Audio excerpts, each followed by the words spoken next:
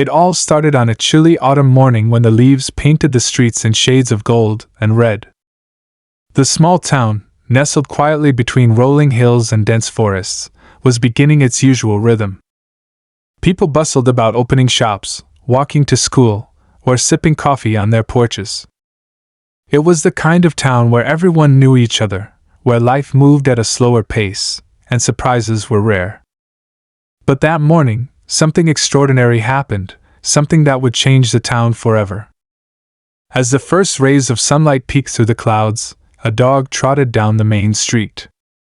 Not an ordinary dog, mind you. This was a dog everyone in town recognized as scruffy, medium-sized mutt with a coat the color of caramel and eyes that seemed to carry the wisdom of 1,000 stories. He was affectionately known as Buddy, the unofficial mascot of the community. Buddy didn't belong to anyone, yet he belonged to everyone. He'd been around for as long as anyone could remember, wandering from house to house, receiving scraps of food, and basking in the affection of the townspeople. But that morning, Buddy wasn't his usual laid-back self. There was a certain urgency in his stride, a determination that caught the attention of those who saw him. The baker, arranging fresh loaves in his display window, paused to watch Buddy dart past. The postman, who often greeted Buddy with a pat on the head, noticed his unusual pace. Even the schoolchildren, typically distracted by their chatter, stopped to watch as Buddy crossed the playground, his tail wagging with purpose. What was Buddy up to? Unbeknownst to the town, something had happened deep in the forest the night before. A storm, fierce and relentless, had struck without warning. Trees had been uprooted, power lines brought down, and the normally tranquil river had swelled to dangerous levels. Most people had spent the night indoors, unaware of the chaos beyond their windows. But Buddy had been out there, braving the storm. And now, he seemed to be on a mission. As Buddy made his way to the edge of town, a small group of curious onlookers began to follow him. It wasn't unusual for Buddy to draw attention. He had a way of bringing people together.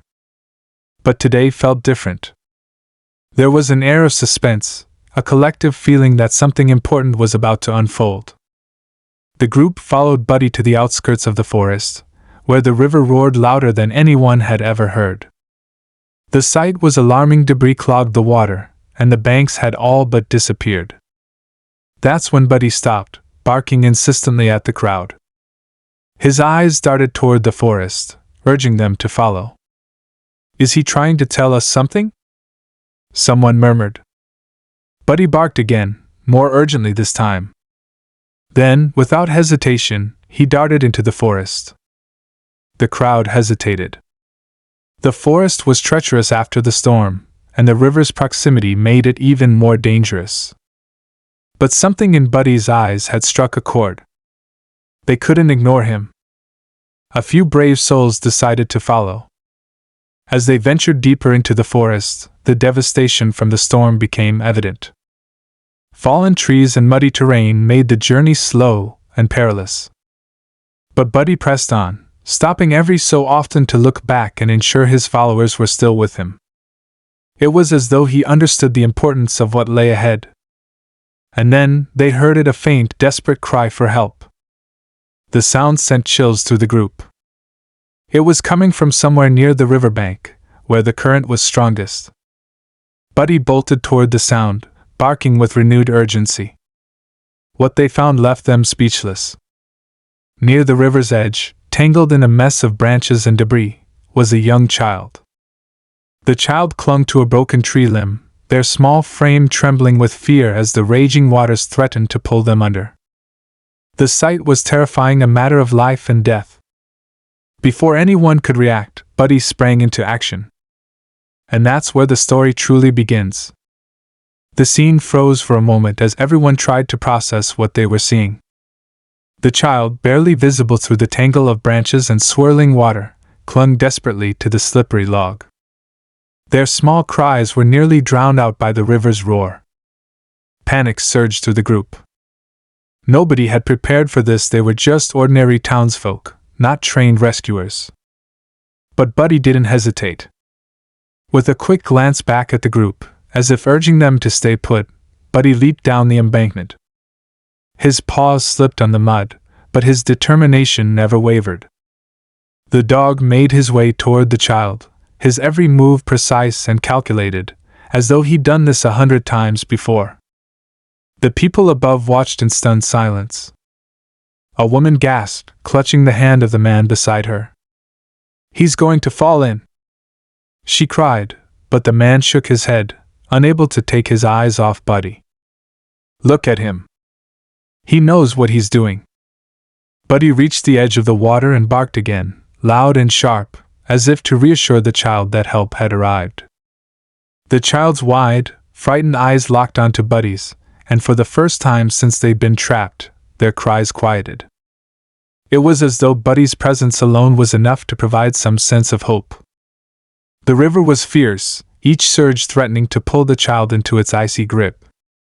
Buddy, however, seemed undeterred. He took a tentative step into the water, feeling the force of the current push against him. The crowd above held their breath as Buddy edged closer and closer to the child. He stopped just short of the log and barked again, his tone a mix of encouragement and command. The child, trembling, reached out a hand toward Buddy. Their small fingers barely brushed against his fur before slipping back onto the log. But that brief contact seemed to fill the child with renewed courage.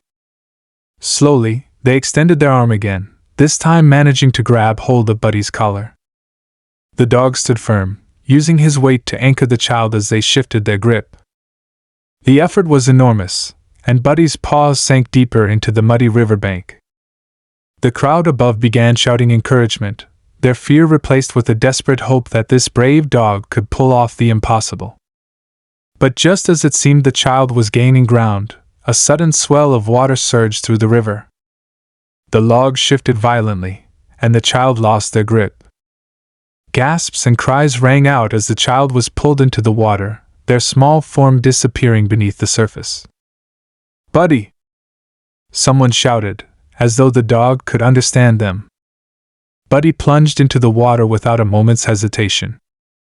The current was fierce, but he paddled with every ounce of strength in his body, his eyes fixed on the spot where the child had gone under. Seconds felt like hours as the townsfolk watched, helpless and terrified. And then, just as hope seemed to waver, Buddy's head re-emerged, dragging child with him. The crowd erupted into cheers, but the danger was far from over. The river's current was still strong, and Buddy was struggling to keep both himself and the child afloat. Each movement seemed to sap his strength, but Buddy never let go. Slowly, agonizingly, he began to make his way back toward the riverbank. The people above scrambled to form a human chain, reaching out as far as they could to help. Finally, after what felt like an eternity, Buddy and the child were close enough for the rescuers to grab hold. Hands reached out, pulling the child from the water first, then Buddy. Both were soaked and shivering, but they were safe. The crowd erupted in cheers and applause, some people crying openly as they embraced one another. Buddy lay on the ground, panting heavily but wagging his tail. His caramel coat was matted with mud, his eyes half closed from exhaustion. Yet even in that state, he seemed to glow with a quiet pride. The child, wrapped in a blanket and cradled in a woman's arms, looked down at Buddy with wide, grateful eyes. "Thank you," the child whispered, their voice barely audible over the noise. But Buddy heard. He gave a weak but contented wag of his tail before closing his eyes to rest. News of Buddy's heroic act spread through the town like wildfire. By the end of the day, everyone had heard about the scrappy dog who had risked his life to save a child. People who'd only known Buddy as the friendly mutt who wandered the streets now looked at him with newfound respect. He was no longer just a dog, he was a hero. But as the town buzzed with excitement, questions began to surface. Why had Buddy been in the forest that morning? How had he known the child was in danger? And what drove a dog to act with such bravery and determination? The child, once they had calmed down enough to speak, told a story that only deepened the mystery. They claimed that Buddy had found them the night before, during the height of the storm. According to the child, they had become lost while playing in the woods and had fallen into the river.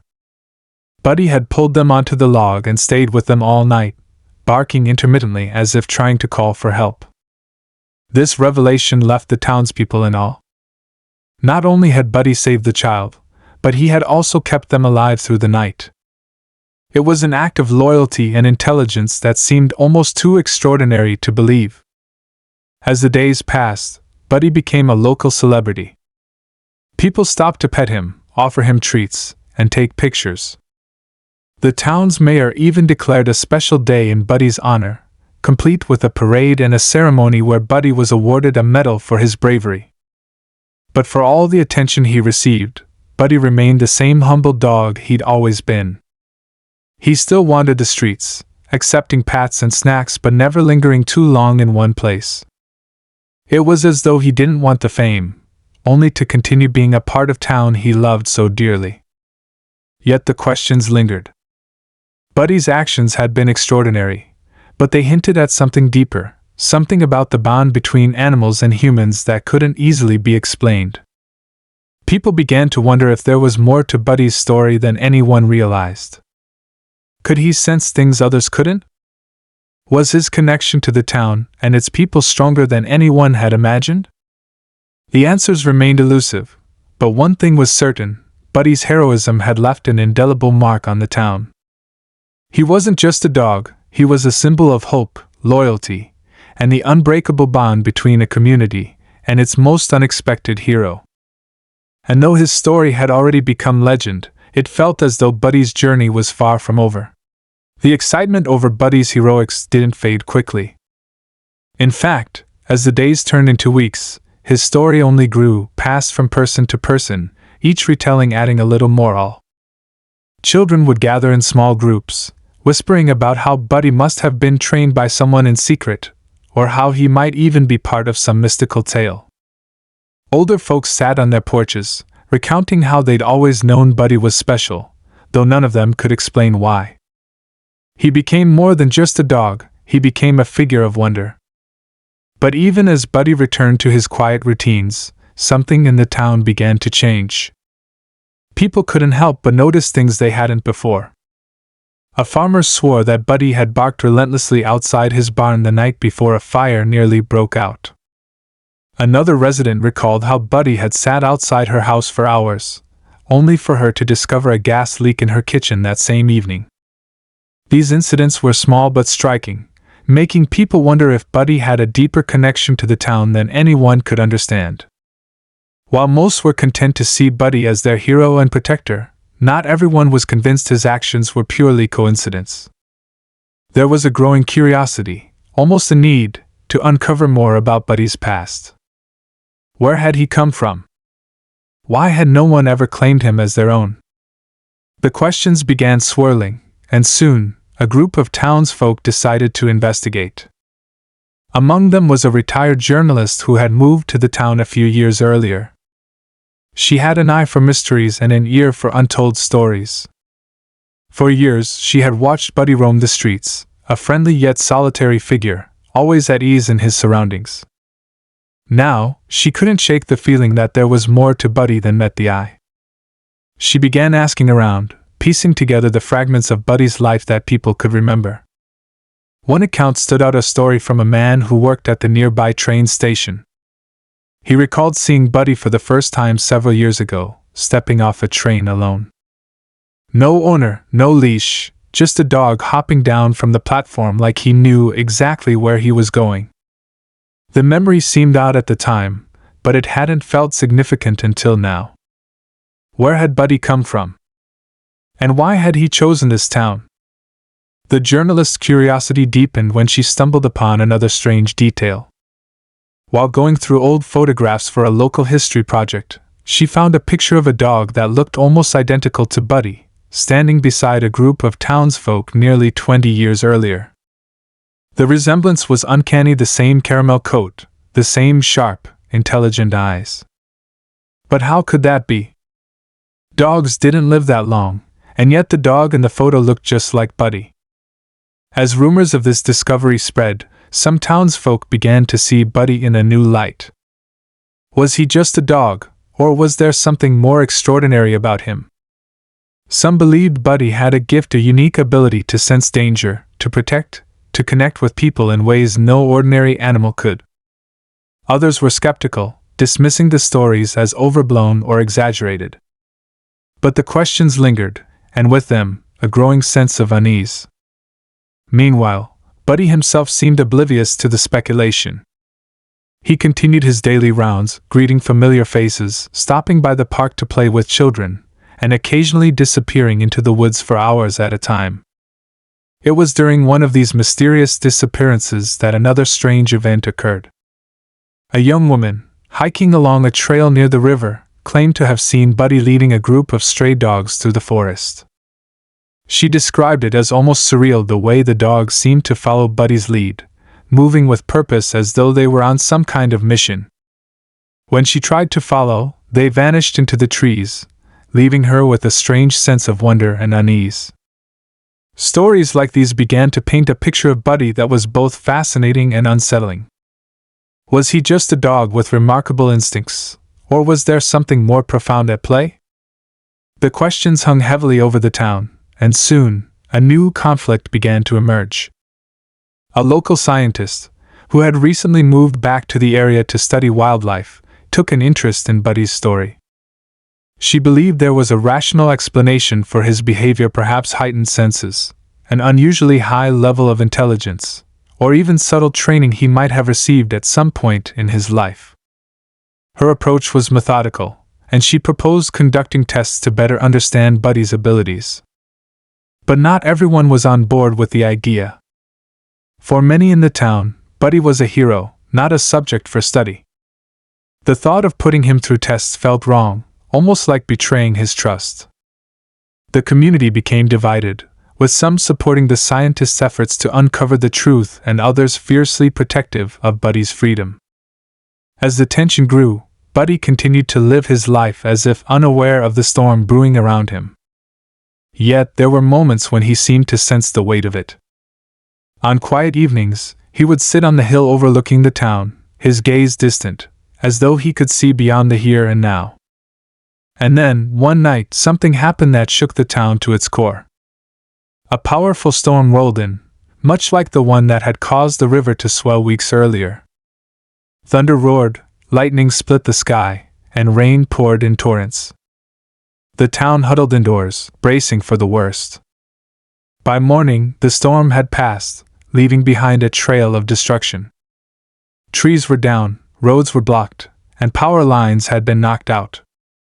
But the real shock came when people realized Buddy was missing. He hadn't been seen since the storm began, and for the first time in years, the streets felt strangely empty without him. As the search for Buddy began, so did a flood of questions and emotions. Where had he gone? Was he safe? And most troubling of all, what if he wasn't coming back? For the first time, the town was forced to confront just how much Buddy had come to mean to them, not just as a hero, but as a symbol of hope, resilience, and community. The search stretched into the following days, with no sign of Buddy. And as the town grappled with his absence, they began to uncover things that only deepened the mystery of who Buddy truly was and why he had come into their lives in the first place. As the days passed, the absence of Buddy began to weigh heavily on the town. People who had once marveled at his presence now felt an unshakable emptiness, as though a vital piece of their community was missing.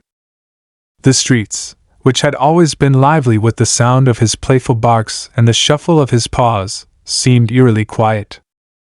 Even the children who had grown accustomed to running into Buddy on their way to school felt his loss deeply.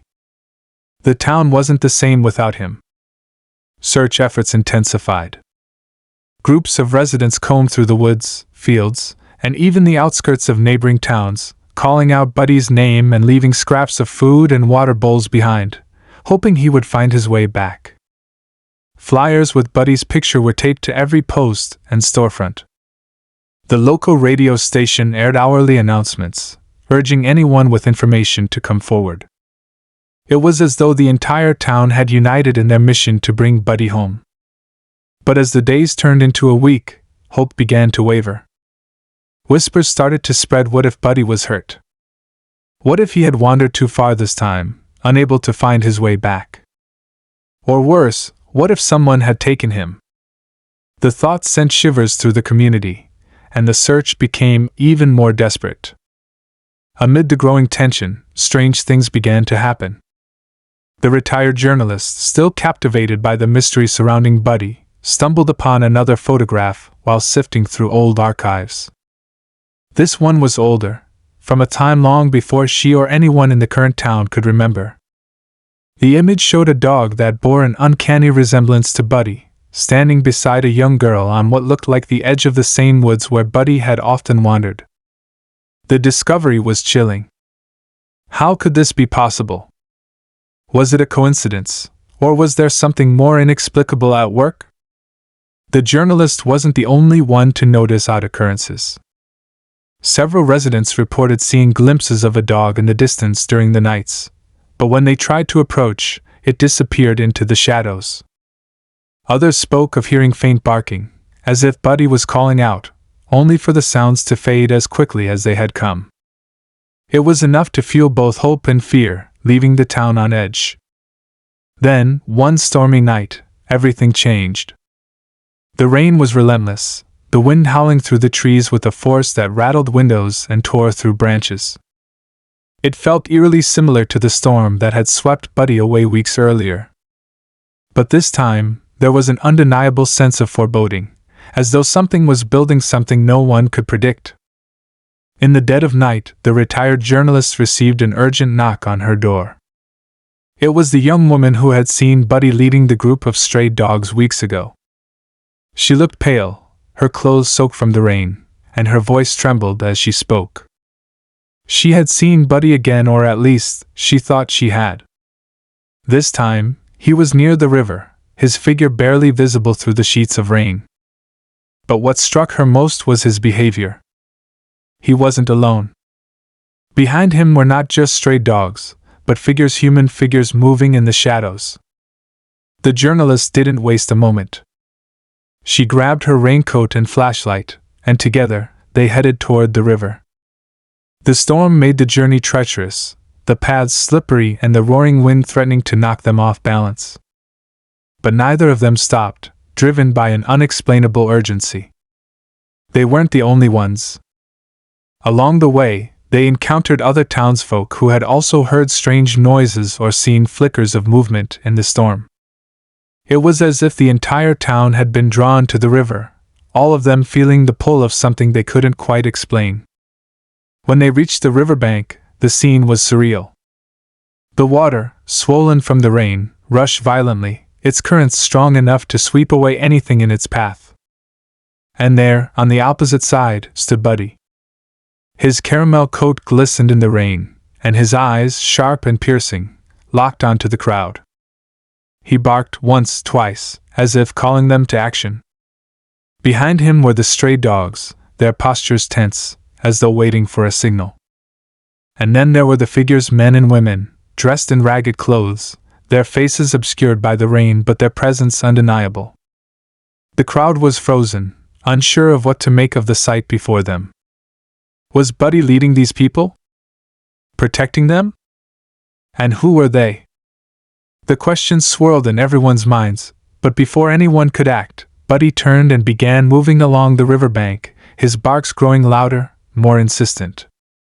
The journalist and a few brave souls followed, struggling to keep up with him as he led them deeper into the woods. As they ventured further, the storm seemed to intensify, the trees swaying violently in the wind. The group stumbled over roots and mud, their flashlights barely piercing the darkness.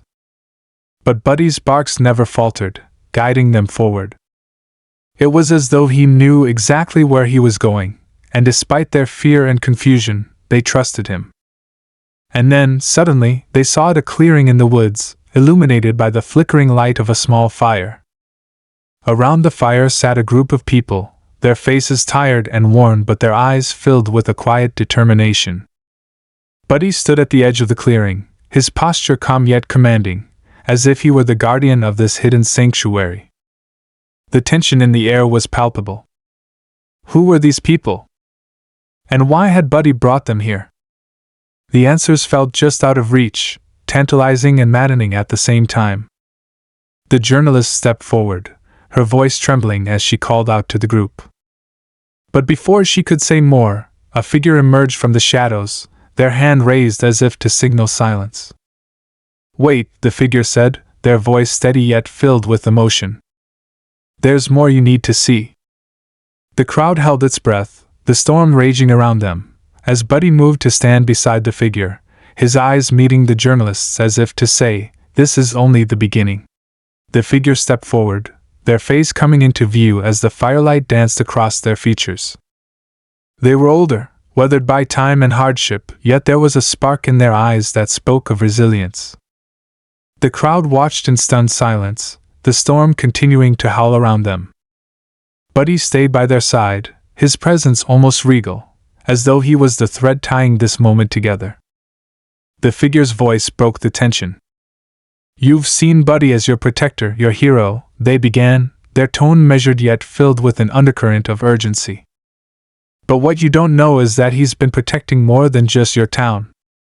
A ripple of confusion moved through the group. Protecting more than the town? What could that mean? The journalist stepped closer, her instincts screaming that this was the key to the mystery she had been chasing. "What are you saying?" she asked, her voice steady despite the chaos around them. The figure gestured toward the small group huddled around the fire. "These people," they said, "were lost. Some have no homes to return to. Others were running from things they couldn't face alone. And Buddy, he found them. He brought them together. He's been their guide, their hope." The revelation hit like a bolt of lightning. Buddy wasn't just a hero to the town, he had been working in the shadows, saving lives in ways no one had imagined. But before anyone could fully grasp the weight of this revelation, the figure continued, their expression darkening. "There's something else," they said, their voice lowering. "Something bigger is coming. Buddy senses it. That's why he brought you here tonight." The air seemed to thicken with tension, the storm's fury matching the unease spreading through the group. What could be bigger than the storm, bigger than the lives Buddy had already touched? The journalist felt a chill that had nothing to do with the cold rain soaking her clothes. She looked at Buddy, whose eyes seemed to hold a warning, an unspoken urgency that sent a shiver down her spine. Suddenly, a distant sound cut through the storm, a low, mechanical hum that didn't belong in the forest. It grew louder, closer, until the trees began to tremble. The crowd turned toward the noise, their flashlights flickering against the darkness. Then, through the sheets of rain, they saw it, a set of headlights piercing the gloom, followed by the unmistakable shape of large vehicles rumbling through the woods. Panic rippled through the group. Who were these people? Why were they here? The figure by the fire stepped forward, raising their hand to calm the crowd. "Stay together," they said firmly. "Buddy will show us what to do." As the vehicles approached, the journalist's heart pounded. She glanced at Buddy, who had moved to the front of the group, his body tense, his ears perked. He let out a low growl, a sound that sent a clear message: danger was near. The vehicles stopped just beyond the clearing, and men in uniform stepped out, their flashlights cutting through the rain. They called out, their voices sharp and commanding. "This is private property. What are you doing here?" The figure from the fire stood tall, unflinching. "We're just seeking shelter," they replied calmly. But the men didn't seem interested in explanations. They began to fan out, their movements calculated, their intentions unclear but far from friendly. Buddy barked sharply, drawing everyone's attention. His eyes darted between the men and the crowd, as if urging them to act quickly. The journalists realized with a sinking feeling that this wasn't just about the storm, or the people around the fire. There was something much larger at play, something Buddy had been aware of all along. The figure turned to the crowd, their voice urgent now. We need to move. Buddy will lead the way. Trust him. The group hesitated, torn between fear of the men and their trust in Buddy. But when the first man stepped forward, his tone growing more aggressive, the decision was made for them. Buddy let out another bark, this one commanding, and began to move toward the forest. The figure and the group followed, their footsteps hurried and unsure as they plunged deeper into the woods. The mechanical hum started again, the vehicles now moving closer, their headlights sweeping through the trees. The chase was on. The journalist struggled to keep up, her mind racing with questions. Who were these men? Why were they after a group of strangers and a dog? And what did Buddy know that no one else did? As the group ran, the forest seemed to close in around them, the storm making every step treacherous. But Buddy never faltered, his path sure and deliberate, as though he knew every inch of the terrain. The journalist couldn't help but feel that they were running towards something, not just away from danger. Then, just as the headlights began to catch up, Buddy stopped abruptly. The group skidded to a halt behind him, their breaths coming in ragged gasps. Before them stood a massive, ancient oak tree, its roots twisting into the ground like veins. At its base was a hollow, just large enough for someone to crawl through. Buddy barked again, his tail wagging slightly as if to reassure them. The figure from the fire stepped forward, their face grim. This is it, they said, their voice barely audible over the storm. This is what he's been trying to show us. The group exchanged uncertain glances. What could possibly be inside that tree? But before anyone could voice their doubts, the sound of engines grew louder, the men's voices shouting orders. Time was running out. The journalist looked at Buddy, who met her gaze with an intensity that left no room for doubt. Whatever lay ahead, whatever answers or dangers awaited, this was the moment to trust him completely. She stepped forward, her heart pounding, and followed Buddy into the hollow, the darkness swallowing them whole. The group held their breath as they crawled through the hollow, the damp earth pressing against their hands and knees. Inside, the space opened into a hidden cavern, lit faintly by streaks of bioluminescent fungi glowing softly on the walls. The air was cool and still, a stark contrast to the chaos of the storm raging outside. Buddy stood at the center of the cavern, his gaze fixed on something deeper within the shadows. The journalist, heart pounding, was the first to stand. "What is this place?" she whispered, her voice trembling with a mix of awe and fear. The others slowly rose, their eyes darting around the space. It was clear no one had expected this, a secret sanctuary hidden beneath the forest. But why had Buddy brought them here? The figure from the fire stepped forward, their expression unreadable. "This," they began, their voice heavy with meaning, "is the heart of the forest. The place Buddy has been guarding all this time." Before anyone could respond, a deep rumble echoed through the cavern, sending vibrations under their feet. The walls seemed to pulse with life, the glow intensifying as if responding to their presence. The journalist's gaze followed Buddy, who was now standing near a small stone pedestal. On it rested an object, a smooth, black disk that shimmered faintly in the dim light. The group gathered around it cautiously. "What is it?" someone asked, their voice barely audible. "It's what they're after," the figure replied grimly. "The men in the forest, they've been searching for this for years. They know its power, and they'll stop at nothing to take it." The journalist leaned closer, her instincts screaming that this was the answer to everything. "But what does it do?" she pressed. The figure hesitated, then spoke in a tone that carried the weight of a secret long kept. "It's not just a relic. It's a key. A key to something ancient, something that has protected this forest and its people for generations. And Buddy, he's its guardian." The revelation sent a ripple of shock through the group. Buddy, the loyal dog who had saved their lives time and again, wasn't just a hero, he was the protector of something far greater than they had imagined. But before the full gravity of this could sink in, the sound of voices echoed down the hollow. The men had found the tree. Panic surged through the group. "What do we do?" someone asked, their voice trembling. Buddy barked sharply, his eyes locked on the journalist. It was as if he was telling her to act, to make a choice. She looked at the disc, its surface now glowing faintly, then back at Buddy. Trusting her instincts, she reached out and placed her hands on it. The moment her fingers touched the surface, a surge of warmth spread through her body. The cavern lit up with a blinding light, and the rumbling intensified. The walls seemed to shift, as if the entire space was alive and responding to her touch. The men's voices grew louder, now frantic as they approached the entrance. The journalist felt a deep vibration under her hands, and then a sudden stillness. Buddy barked again, and she understood. The disc wasn't just a key, it was a call. A call to something ancient and powerful, something that had been lying dormant for centuries. The cavern shook violently, and a roar echoed from deep within the forest.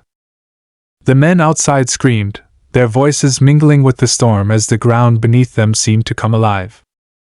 Trees swayed unnaturally, their roots tearing free to form barriers, blocking the men's path. The journalist turned to see Buddy standing tall, his presence commanding as though he were channeling the energy of the forest itself. Then, as suddenly as it had begun, the chaos stopped. The cavern grew silent, the light from the disc dimming until it was no more than a faint glow. The journalist let go, her hands trembling. Outside, the storm had passed, and the men's voices were gone, swallowed by the forest. The group stood in stunned silence, their breaths ragged. The figure finally spoke, their voice filled with reverence. "You've awakened the guardian spirit. The forest will be safe now." The journalist looked at Buddy, who had returned to his usual calm demeanor, wagging his tail as if nothing extraordinary had happened. She knelt beside him, her eyes filling with gratitude. "You knew all along," she whispered, stroking his fur.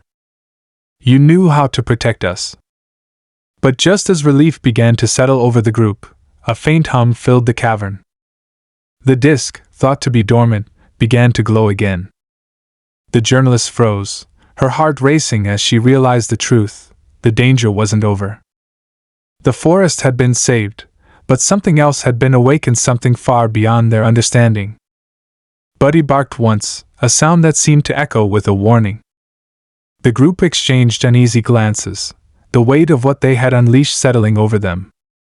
They had survived the storm and the men, but the forest's secrets were far from fully revealed.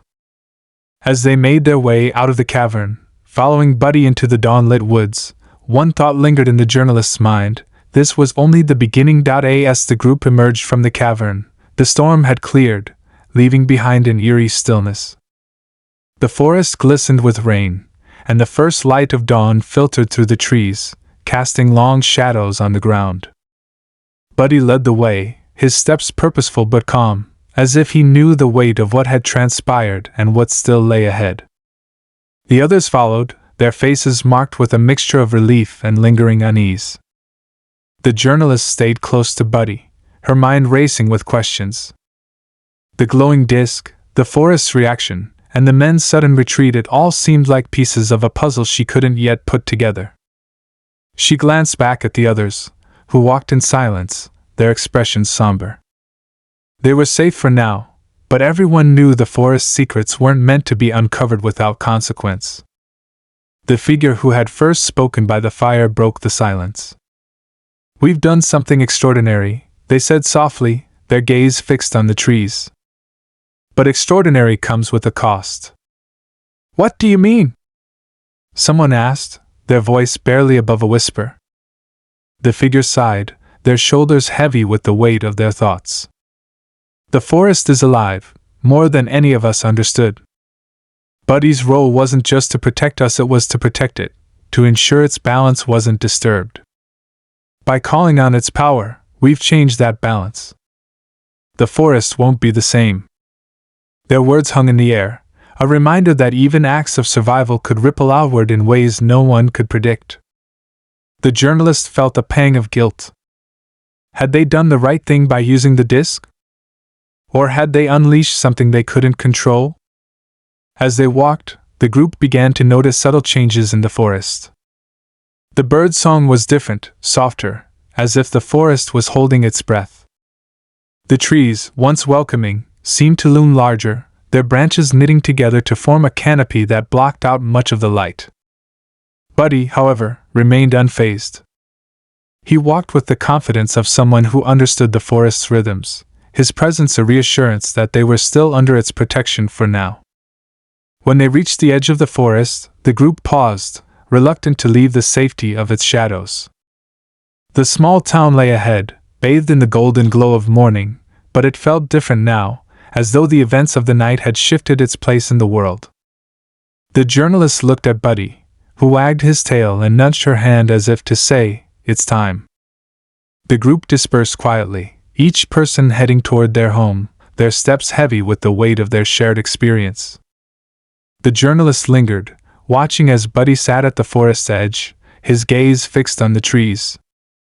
She knelt beside him, her hand resting on his fur. "I don't know what comes next," she said softly. "But I know you'll be ready." Buddy tilted his head, his eyes warm and knowing. He had been their guide, their protector, and now, he was their guardian. The journalist stood, her heart full of gratitude and resolve.